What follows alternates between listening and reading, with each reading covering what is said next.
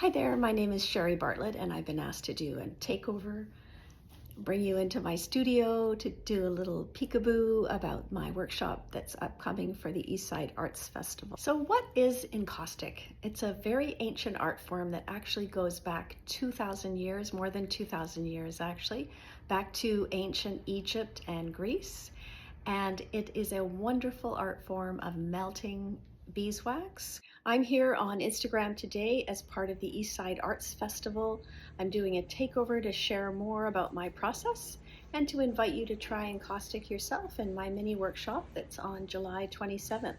The Eastside Arts Festival is a week full of amazing events, artists, musicians, dancers, amazing food, beer gardens. There's all kinds of things, something for everybody.